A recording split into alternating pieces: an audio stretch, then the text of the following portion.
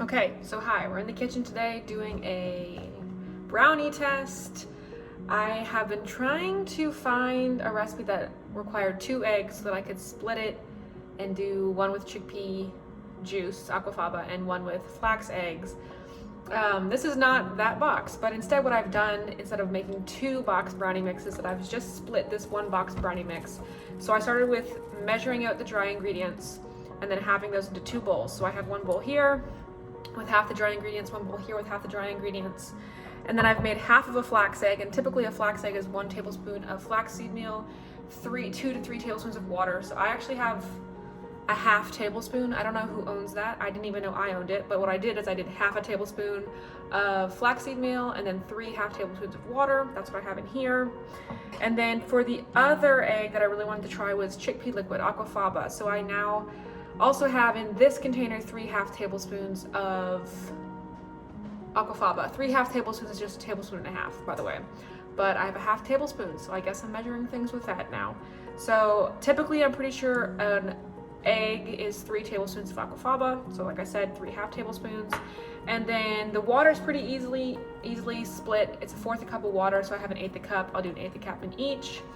And then a 1/3 cup of vegetable oil. So what I've done is I've measured my oil and it's 72 grams, so I'll put 36 grams of that into each of the brownie mixes. So here we go, let's do it.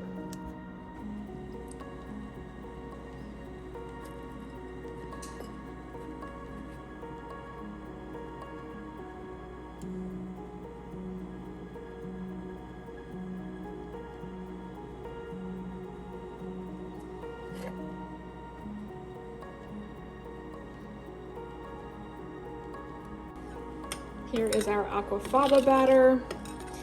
It has 3 half tablespoons of aquafaba, half of the dry ingredients, 36 grams of oil, and 1/8 cup of water, which I guess would be, I don't know, what's an 1/8 cup of water? An ounce, I guess. So here's this side. Aquafaba, left side.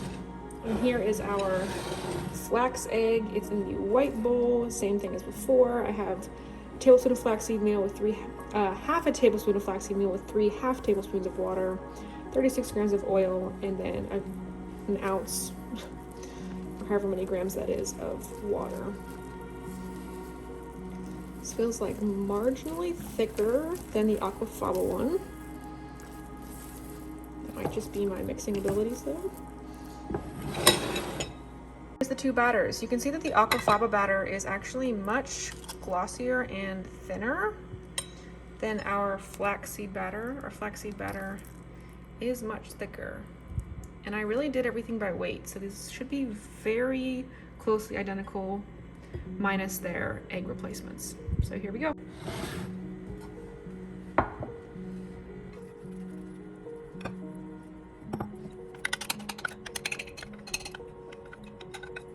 I'm trying to get that in hand.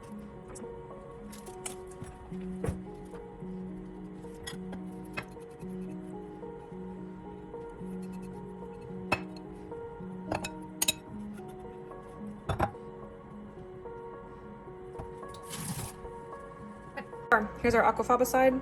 Here's our flaxseed side. I'm gonna leave them left to right so I will remember. This side, aquafaba. This side, flaxseed. It's gonna go into the oven for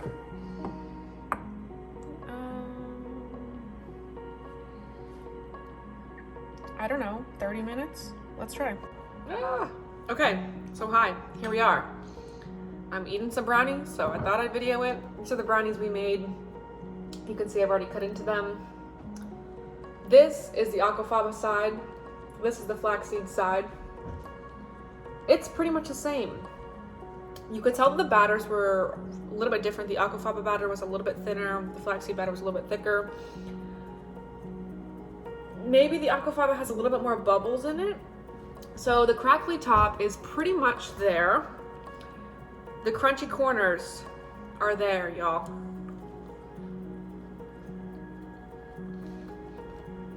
Crunchy corners are there. The taste is there. The only thing I don't love is that it's a little bit oily. Like you'll see in the clip that I'm gonna play right now, that it like bubbled. And I don't know why. I did the measurements correctly. You guys watched me make it. So I don't really know what that's all about. I don't know if that would have happened with eggs or not. I assume it wouldn't, but I followed the directions. Maybe if you did it with like some applesauce, it wouldn't have done that. In terms of taste difference, I taste no difference between the aquafaba and the flaxseed side. This is the aquafaba side.